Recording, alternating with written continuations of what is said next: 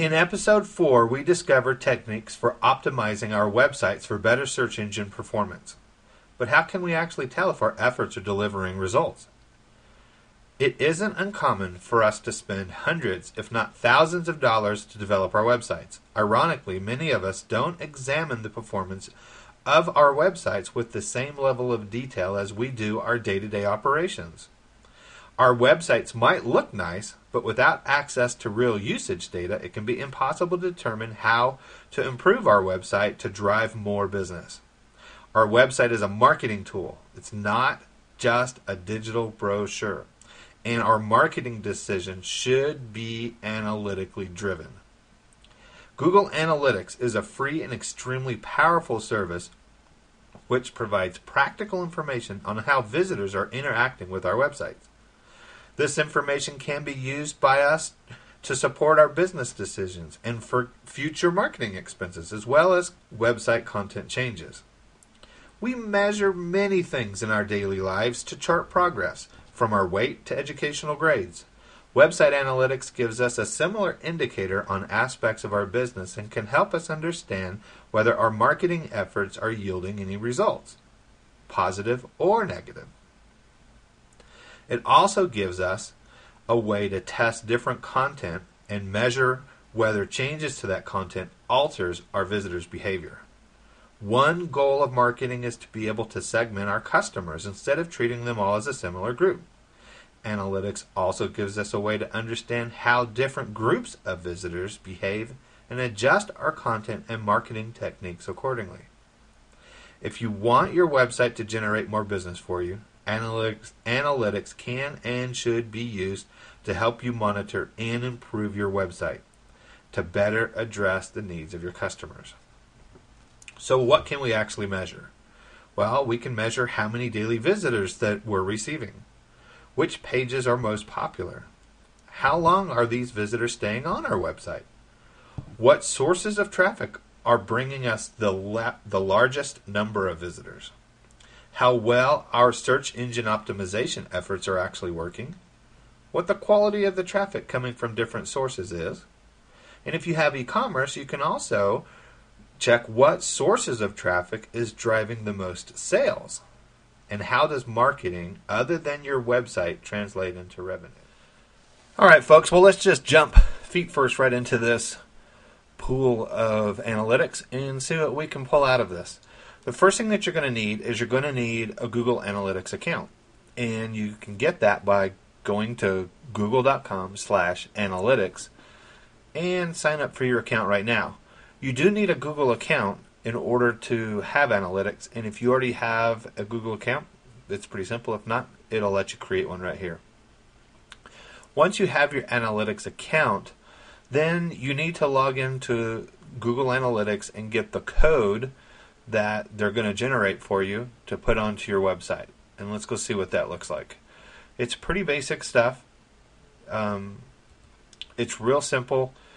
All you have to do is once the account is created, you're going to go ahead and add a website, and then this code right here, you copy and paste that right into the footer of your website. If you're programming in standard HTML, you just paste it at the bottom of every page. If you're using iControl Web Studio, all you do is once you've logged into your back office, you click on Site Options, you click on General tab, and there's a Google Analytics field right here, and you can paste that data right into here, and this will update everything on your website for you automatically. Now, once you have code on your website, once you have the tracking started, and once you have visitors visiting your website, the next thing you need to do is analyze that data. So Google's always going to be a day behind. They aggregate all their information in the evenings usually.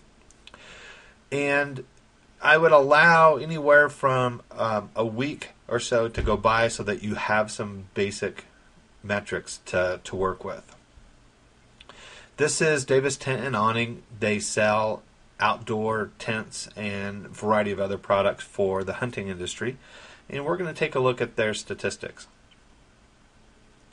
One of the things that you need to remember when looking at statistics, it doesn't really matter if you use Google Analytics or if you use Deep Metrics or any other analytics program for that fact. The key to it is you use the same program to do all your measurement. These analytics are not perfect. There's a lot of holes in analytics. There's, as simple as you could have somebody with no JavaScript turned on and this isn't going to run. But the thing to remember is this is your fundamental foundation for your metrics. When you start doing your comparisons, it's always better to compare apples with apples instead of apples with oranges. So with that said, pick a tool and stick with it. There's all kinds of good tools out there. I personally like Google Analytics. It's free. Some of them are pretty expensive. They can range up into the $5,000 to $10,000 range. So now once you've logged into your account, the first thing you're going to see is your dashboard. And this is somewhat customizable. We're not going to get into the real deep metrics analytics today. We're just going to cover the basics. And we're just going to get you up and running so that you can come in, pick out a few key points that really matter to you, monitor that, and then make adjustments accordingly. One of the things that I do recommend is that you filter out your IP address. If you know what your IP address is, or if you don't, you can get it from your service provider. It is important to me that when I'm looking at analytics, that everything that I'm doing on the website is not affecting the results. These metrics need to be just my visitor traffic. And one way to do that is once you've got your profile, you can click Edit, and there's a filter that you can add in by clicking Add Filter. And if you'll notice, I have this one right here already, so I'm excluding my IP address right from here. So anytime that I'm looking at metrics in Google Analytics, everything that I do to the websites is going to be filtered out, so those numbers aren't going to be here. So let's go back to the report and take a look at what we actually have. This is probably the most important report right out the gate. This is going to give you a pretty good indication of what's going on with your website. As you can see, this is a report from the last 30 days, and it can show you the visitor trends. A lot of times when you do off-site marketing, you could notice, or at least you hope to notice, that there are spikes in your traffic, and that's going to start showing you visually that some of your off-site marketing is actually working. Key things to look for is the number of visits. These are the number of people that are visiting your website during this time frame. You would like to see that number high. Now, the other thing to remember is if that number is high and you're not getting phone calls, then something's not working and we've got to start massaging the content, or we need to change our message a little bit. Page views. The number of page views is how many pages somebody has actually visited when they hit your website. The pages per visit is an aggregate average for every visitor. So in this case, when a visitor lands on this website, they're viewing about 7 pages of content. That's not too bad. That's actually pretty good. The other thing that's extremely important is the bounce rate. Now, there's a lot of people which will give you different definitions of what bounce rate is, but simply put, when a visitor hits a single page on your website and then leaves the website without clicking on anything else, that visitor is considered a bounce. A high bounce rate likely indicates that the content on your site didn't match the expectation of that visitor. So that's why we really look at that. Now you look at this and you see a 27% bounce rate. Actually, that's really good. 40% or above is when you start getting nervous. 60% is when you start getting really worried, because that's when things aren't happening. But anything below 40% is generally pretty good. Anything right around 20% is really great. Now, if this is a high bounce rate, what are some things that could be going wrong? Well, maybe your marketing efforts, like your printed collateral or information that you posted on somebody's website or a commercial or what have you, maybe that information is miscommunicating what the visitor is going to expect when they land on your website. And they click on a link, they get here, this isn't what they expect, so bam, they're out of here. The other thing that this bounce rate is going to do, it's going to help qualify the traffic that's coming to your website. If you're spending a lot of marketing efforts on a magazine campaign and you're getting a lot of traffic from there, but most of that traffic is bouncing, well, then you're wasting your dollars because maybe the demographics of that magazine aren't what it is that you need it to be to sell your product, or it's just a bunch of looky-loos wanting to see what's going on, and again, it goes back to expectation. So next in the line is the time on the site. Time on the site is somewhat subjective. I like to see people visit a website. I'd like to see them spend at least 60 seconds per page. So in this case, they've got 7 pages per visitor, and they're spending 5.25 minutes on the website. So that's fairly close. I'd like to see it a little bit higher. But the thing to remember is if Davis Tent is getting sales out of this and they're hitting the cart pretty hard, then that's a pretty good average. But I want to make sure that I'm engaging my visitors when they land on the website, and a good way to tell that is to look at the amount of time that they're actually spending there. The next thing that's really important for us to know is the percentage of the visitors that are coming. What percent of those are new visitors? This again is going to show us how our marketing efforts are working. Are we driving more traffic? Is it really working for us? Are we getting new visitors to the site? And that's real important for us to know. So while we're here, we can actually click on each one of these categories and we can get our metrics for the time period for that particular category. And that's good to show us what our trends look like, when different kind of marketing campaigns were sent, changes to the website. So if you click on these, then this is going to show you the trends specifically for that category. And then it'll also break it down by per day. So if you'll notice here, it looks like traffic goes down on the weekends, comes up during the week, goes down on the weekends, comes up during the week. So it'd be really important for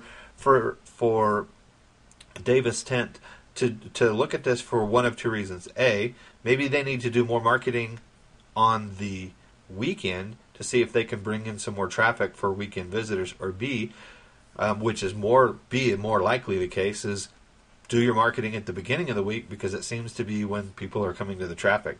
In Davis Tent's case, a lot of their potential clients or customers are actually out on the weekends using their equipment, so the chances of them being in front of a computer is pretty slim. They come back in on Monday into work. The first thing they do is start going through their emails, and it'd be pretty important for them to do their marketing at the beginning of the week. Other things that are important in here is back to the average time on the site again. So if you're making changes throughout your website, you will want to see, is my trend going up or is my trend falling off?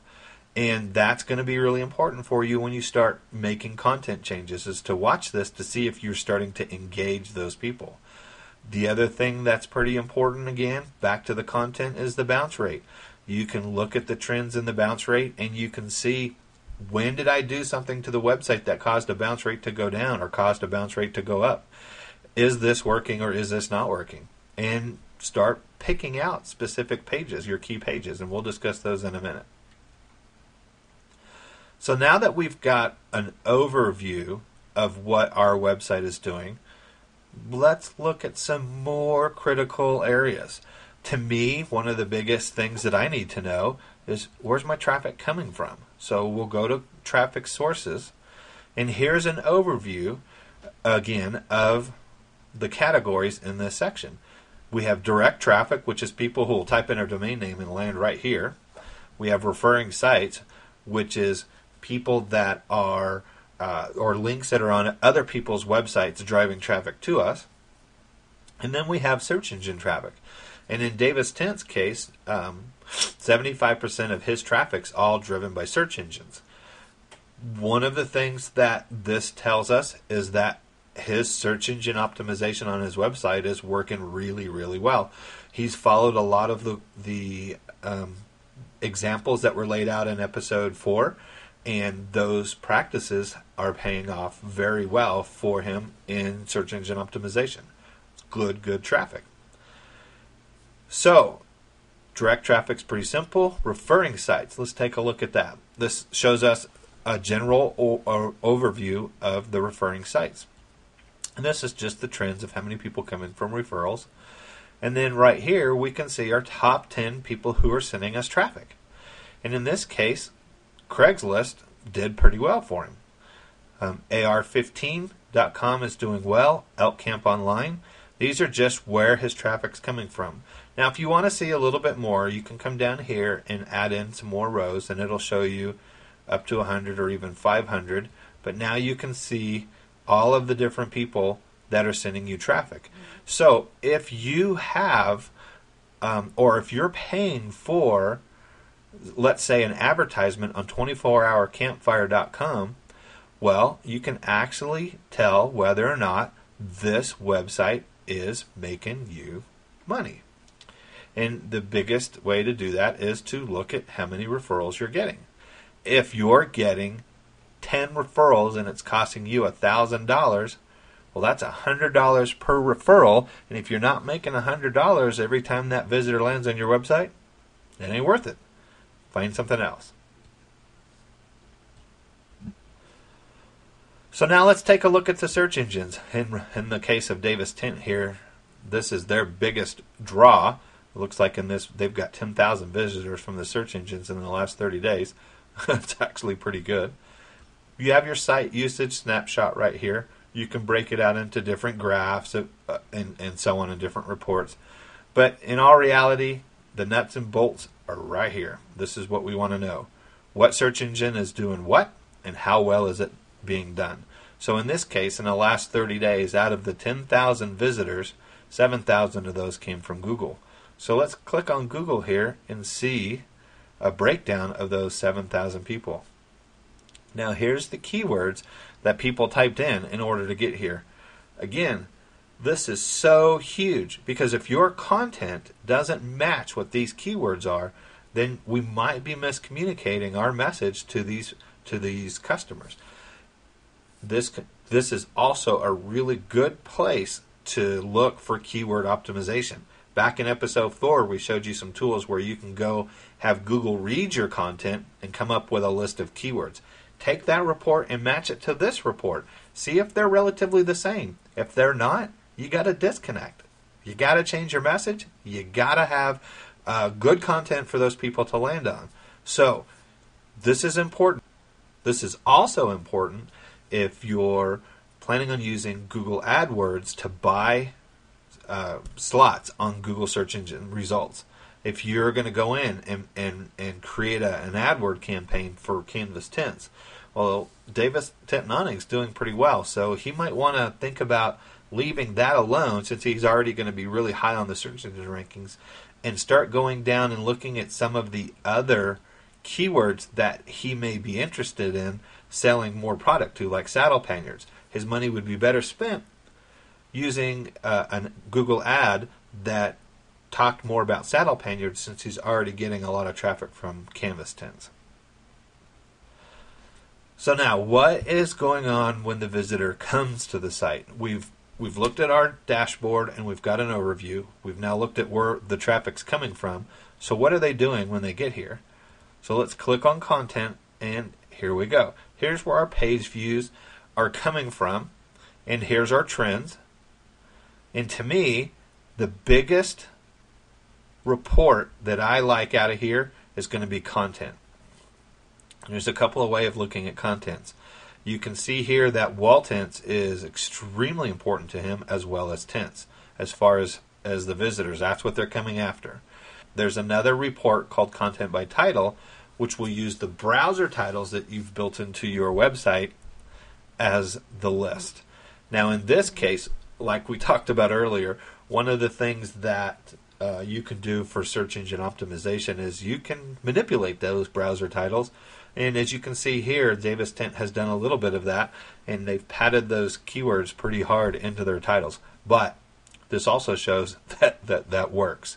But you can actually click on some of these, and you can see in your website where these are going, and click on the individual links and so on. So here's the trend for the second one. Usually the first one is going to be your home page. And then if you want to see, this is the trend for this one particular page, which is tents. So let's go take a look and see what this page actually looks like and which page it is that they're visiting. We click the little icon here and it pulls it up for us. So this is the page that is number 2 on the list. People are buying tents. They're looking for tents. So it would be extremely important for Davis Tent to focus a lot of attention on this page. We, as a business, might have an idea of what we want to sell to our customers, but our customers are going to dictate what they buy. So it's important for us to analyze this information, look at what's available to us, watch what our visitors are doing.